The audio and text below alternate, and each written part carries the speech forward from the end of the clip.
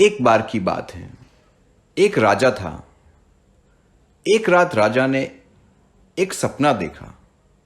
उसने सपने में देखा कि उसके सारे दांत टूट गए हैं, केवल सामने का एक दांत बचा है। सपना देखकर राजा घबरा गया। उसे लगा कि सपना भयंकर था। जरूर उसके साथ कोई बड़ी अनहोनी घटना होने वाली है। अगले दिन उसने कई विद्वानों को अपने महल में बुलाया और अपने सपने के बारे में सुनाया।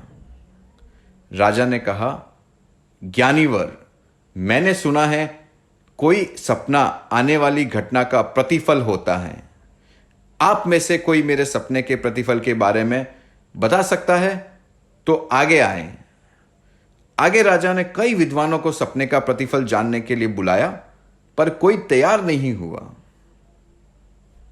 राजा ने राज्य में ढिंढोरा भी पिटवा दिया कि जो भी विद्वान ज्ञानी राजा को उनके स्वप्न का फलादेश बताएगा उसे उचित इनाम दिया जाएगा।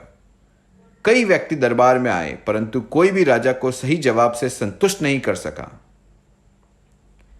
एक दिन एक विद्वान व्यक्ति जिसने काशी से विद्या प्राप्त की थी दरबार में आया और बोला, महाराज, मैं आपके स्वप्न का सही फलादेश बता सकता हूं।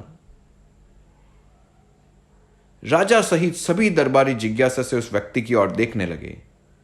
राजा ने अपना स्वप्न सुनाकर कहा, बताइए मेरे इस स्वप्न का फलादेश क्या है। उस व्यक्ति ने कहा, राजन, आपका यह स्वप्न तो बहुत बेकार है। इसके फलस्वरूप आपके सामने ही आपके परिवार के सभी सदस्य मर जाएंगे और आप सबके बाद मरेंगे। यह सुनते ही राजा को क्रोध आ गया और उस व्यक्ति को बंदी बनाकर जेल में डाल दिया गया।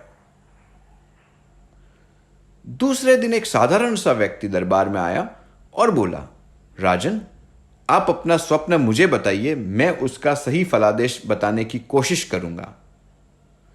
राजा ने अपना स्वप्न सुनाया। स्वप्न सुनकर वह व्यक्ति कुछ देर सोचने के बाद बोला, राजन, यह बहुत ही अच्छा स्वप्न आया है आपको। हम सभी प्रजाजन पर ईश्वर की विशेष कृपा है कि आप जैसे धर्मात्मा, पुण्यात्मा और प्रजापालक राजा को दीर्घायु दी है, बहुत लंबी आयु दी है। राजन, आपके परिवार में आपकी आयु सबसे लंबी होगी। इस राज्य का यह सौभाग्य है कि आप कई वर्षों तक राज्य करेंगे। स्वप्न का फलादेश सुनकर राजा बहुत खुश हुआ और उस व्यक्ति का विशेष सम्मान कर उसे काफी धनराशि दिया गया।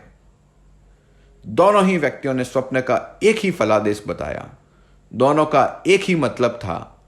फिर भी एक व्यक्ति को बंदी बनाकर जेल भेजा गया और दूसरे को विशेष सम्मान कर उसे धन दौलत का इनाम मिला। क्यों?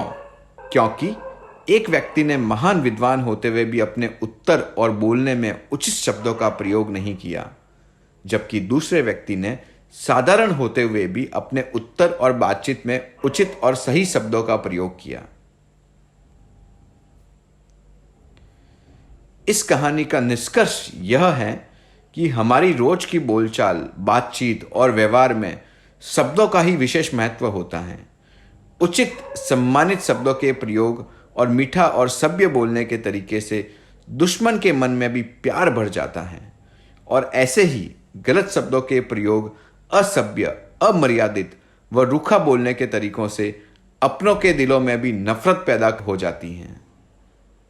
इसीलिए सदैव मीठा बोलिए, सोच समझकर बोलिए।